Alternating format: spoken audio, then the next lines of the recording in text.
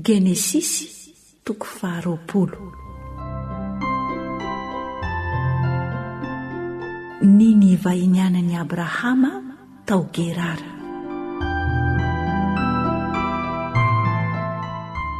Dia nifindra ny ala teo Abrahama nankany amin'ny tany atsimo ka nitoetra teo anelanelan'ny Kadesy sy Sora ary nivahiny tao Gerara izy. Ary hoy ny filazan'i Abrahama ny Sara vadiny, anabaviko izy. Dia naniraka Abimeleka mpanjakan'ny Gerara ka nampaka any Sara. Fa Andriamanitra nakeo amin'ny Abimeleka tamin'ny nofo noho ny alina ka nanao taminy hoe, indro fa ho faty ianao noho ny vehivavy izay nalainao, fa vadin'olona izy.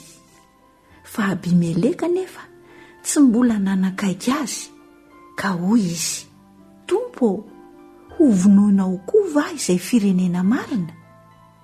Tsy raha lehilahy va no nilaza tamiko hoe anabaviko izy?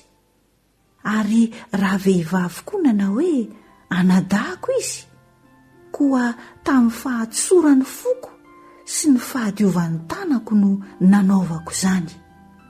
Ary hoy Andriamanitra tamin'ny nofy, eny ary, fantatro ihany fa tamin'ny fahatsorany fonao no nanaovanao izany.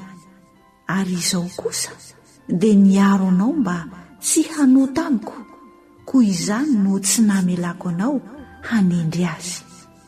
Ary ankehitriny avy ireny no vadin-dra lehilahy, fa mpaminany izy ka hifona ho anao dia ho velona ianao. Fa raha tsy averinao izy, aoka ho fantatrao fa ho faty tokoa ianao, dia ianao mba amin'izay rehetra mety ho anao. Dia nifomaraina koa Abimeleka ka niantso ny mpanompony rehetra ary nanambara izany rehetra izany teo anatrehany, ka dia raiky tahotra indrindra ny olona. Ary Abimeleka dia nampaka ny Abrahama ka nanao taminy hoe, inona izao nataonao taminay izao?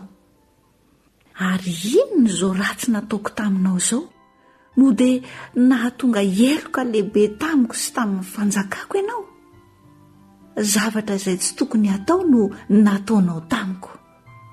Ary hoy koa Abimeleka tamin'ny Abrahama, inona no hitanao no nanao izany zavatra izany ianao? Dia hoy Abrahama, satria hoy izaho, tsy misy fahatahorana an'Andriamanitra tokoa amin'ity tany ity, ka ho vonoin'ny olona noho ny amin'ny vadiko. Nefa anabaviko ihany tokoa izy, satria zanaka vavin'ny raiko, fa tsy mba zanaka vavin'ny reniko, ka dia nanambady azy aho.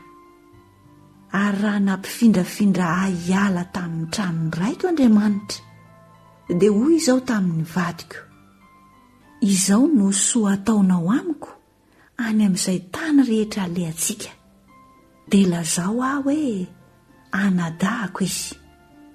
Ary Abimeleka naka ondry sy omby sy ankizy lahy sy ankizy vavy ka nomeny any Abrahama ireny. Ary Sara vadiny dia naveriny teo aminy. Ary hoy Abimeleka, indro eo anoloanao ny taniko, mitoera eo amin'izay tianao. Ary hoy kosa izy tamin'ny Sara, indro efa nomeko sekela vola fotsy 10 ny anadahinao. Indro ho fanampena maso aminao izany, dia amin'izay rehetra mombanao, ka dia efa nahazo ny rariny ianao ny amin'izany rehetra izany. Ary Abrahama dia nifona tamin'Andriamanitra, ary Andriamanitra nahasitrana ny Abimeleka sy ny vadiny mba amin'ny mpanompo vaviny, dia niteraka izy ireo. Fa Jehova efa nahamomba tokoa ny vehivavy rehetra tamin'ny ankohonany Abimeleka noho ny amin'ny Sara vadiny Abrahama.